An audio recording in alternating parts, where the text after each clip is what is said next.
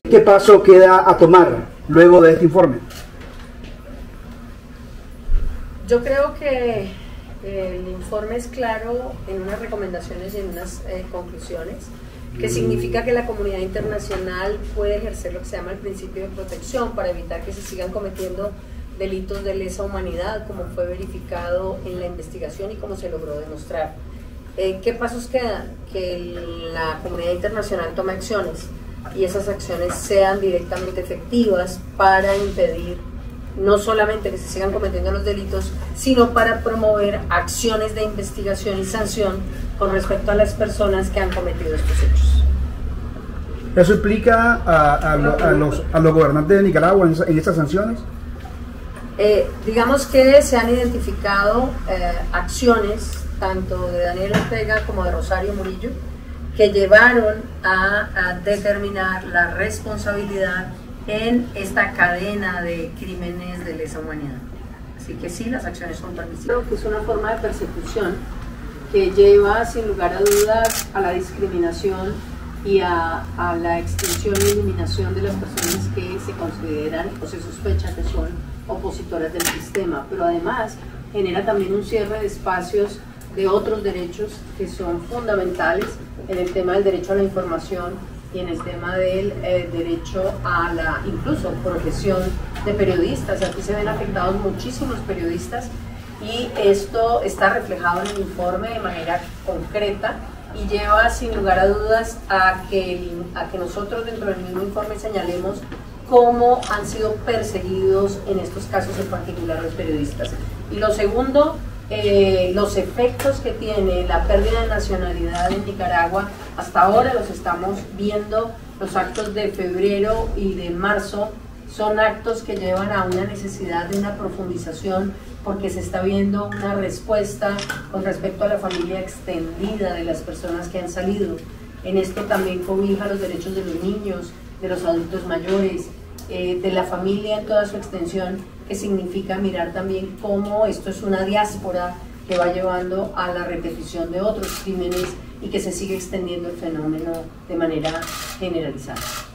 Cerraron las organizaciones de derechos humanos, sino que intimidaron, callaron y obviamente generaron también exilio y posteriormente deportación a las personas que podían seguir en esta labor dentro del país, y algunas de las personas que están todavía dentro del país están acusadas de traidores a la patria y se les ha quitado la nacionalidad, como el caso de Vilma Núñez. En corto tiempo realmente el informe muestra mucho lo que ha ocurrido en Nicaragua, pero hay una solicitud de válido de extenderles el mandato. ¿Cuáles serían los siguientes pasos de aprobarse una extensión del mandato del grupo de expertos y qué seguiría en el caso de Nicaragua, que no les ha respondido de las comunicaciones?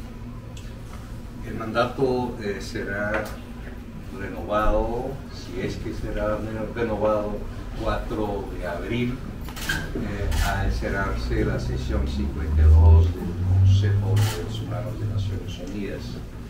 La renovación del mandato significará una renovación que nos dará la posibilidad de continuar con un mandato que es particularmente amplio en comparación con otros mandatos que han otorgado en el marco del Consejo de Derechos Humanos, y vamos a profundizar nuestras líneas de investigación tal como lo hemos señalado en el informe.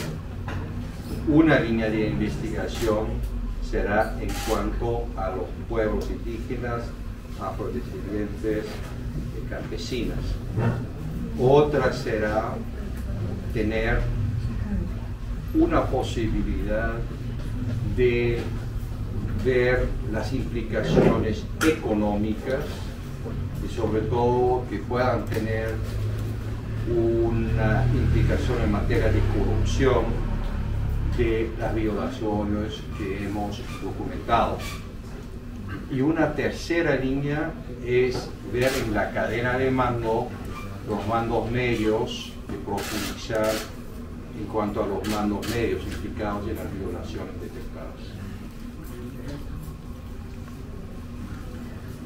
Está entre eso, mandos y todo, también seguir investigaciones para concretar el tema del ejército de Nicaragua, involucramiento. todas las instituciones del Estado de Nicaragua que puedan estar involucradas van a ser parte de la investigación también en la segunda fase del mandato, con profundización en algunos ejes que ya hemos identificado como merecedoras de ser profundizados. ¿Cuánta certeza hay de que se extienda el mandato, por un lado, y por el otro, cuál es el nivel de prioridad del tema de Nicaragua en Naciones Unidas? Primero, la probabilidad desde nuestro punto de vista muy particular es relativamente alta, dada que la situación de Nicaragua lo amerite y que hay una declaración de 55 países en el diálogo interactivo que tuvimos que soportan y que apoyan el mandato, y además en cuanto a otros países que no han sido parte de la Joint Declaration, igualmente han apoyado nuestro mandato. En este momento Nicaragua está en la mira y en la atención de la comunidad internacional por el simple hecho de que la comunidad internacional, concretizada en el Consejo de Derechos Humanos, ha tomado la posición de decidir que un mecanismo como este existía.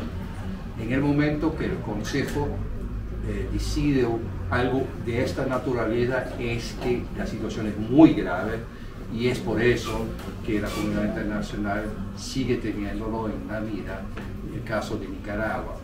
Hay varios otros países que están en la mira internacional, y un país relativamente pequeño en América Central puede obviamente correr el riesgo de ser opacado por dimensiones de violaciones como lo estamos viendo infelizmente en el caso de Ucrania. Pero el hecho que exista un mecanismo tanto para Ucrania como para Nicaragua demuestra que la comunidad internacional presta atención a ambas situaciones. Tenemos una pregunta de Sergio Marín de la Mesa Redonda, ¿verdad? El informe que ustedes presentaron abre la posibilidad de acceso por parte de los familiares de las víctimas y las víctimas de acceder a la justicia universal.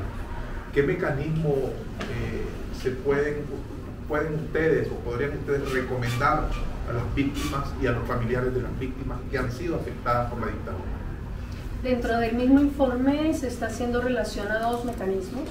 Un mecanismo que se conoce como la activación de la jurisdicción universal, que es un mecanismo que tienen muchos de los países de la región, que permite hacer investigación frente a derechos vulnerados en otros países, y un mecanismo por pasiva, que significa también las personas que tienen doble nacionalidad, que en el caso en particular puedan acudir a sus propios países para denunciar estos hechos.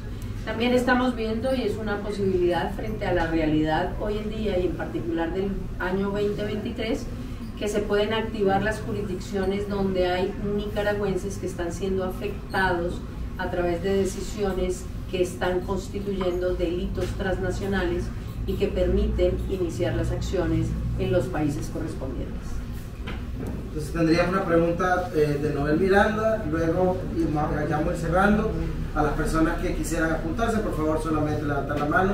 Douglas Marín de F, y luego estaríamos con Luis. Adelante. ¿Qué acciones se deben de tomar para que el caso de Nicaragua se lleve ante la Corte Internacional, teniendo como antecedente a Vladimir Putin, sabiendo que Nicaragua no es firmante de la Corte, pero abiertamente apoya a Putin con el caso de Ucrania?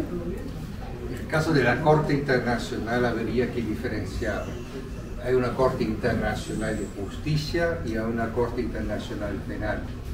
Al haber concluido que el Estado de Nicaragua pueda estar violando la Convención de Naciones Unidas contra la tortura, cualquier país que sea parte de la Convención puede demandar al Estado de Nicaragua frente a la Corte Internacional de Justicia. Eso es en cuanto a la responsabilidad del Estado. En cuanto a la responsabilidad individual, penal, en este caso sabemos que Nicaragua no es parte del convenio del Estatuto de Roma. Sin embargo, hay varias posibilidades de poder abrir la jurisdicción de la Corte. Una es de una manera retroactiva, una vez que habría un cambio en el gobierno en Nicaragua, se puede remitir el caso a la Corte. Y eso lo dije en diálogo interactivo, en una respuesta a la pregunta de Irlanda, que esto es un punto que todos los violadores de los derechos humanos que están en funciones como jefes de Estado deben tomar en cuenta. El precedente de eso es el caso Gbagbo en el caso de Côte d'Ivoire. En el caso también y hay otro precedente que es el caso de Myanmar con relación a Bangladesh, en el caso de la Corte Penal Internacional, cuando haya actos que tengan efectos transfronterizos y el efecto transfronterizo sea impactado en un país que sea parte del Tratado de Roma, tendrá la posibilidad por este hecho la Corte Penal Internacional de establecer su jurisdicción. Entonces eso también es algo que puede tener efectos en este momento, en el momento que habría un caso que con efectos transfronterizos y habría que ver con mucha detención de este informe en donde están esos efectos transfronterizos. ¿Cómo percibirían esos efectos los nicaragüenses con un régimen tan autoritario que no le importa romper relaciones con los estados? Lo acaba de hacer con el Vaticano, por un lado, y por el otro, ¿qué noticia tienen justamente de Monseñor Rolando Álvarez? Dentro del caso en particular del Monseñor Rolando Álvarez, pues tenemos las noticias que todos conocimos frente a la negativa de salir de Nicaragua y estar recluido, pero no hay información más allá de la situación de la pena de 26 años que se le impuso. Estamos tratando de mirar cómo se puede llegar a esa información, pero ustedes se han dado cuenta también cómo se ha cerrado, y lo ha dicho usted en su pregunta, el Estado nicaragüense. ¿Cómo entender los fenómenos y las consecuencias? Creo que las consecuencias y los fenómenos pueden percibirse también a través de las decisiones que ha tomado el Estado de manera arbitraria, no solamente privando de la nacionalidad a las personas, sino convirtiéndolas en apátridas y generando una serie de elementos que son importantes de mirar también por cada país que recibe a estas personas.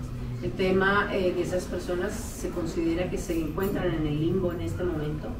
Es una situación muy dramática la que se genera personalmente para ellos, pero también para la comunidad y para una crisis humanitaria que efectivamente estamos tratando de visualizar a través de lo que significa la afectación a las personas como núcleo extendido.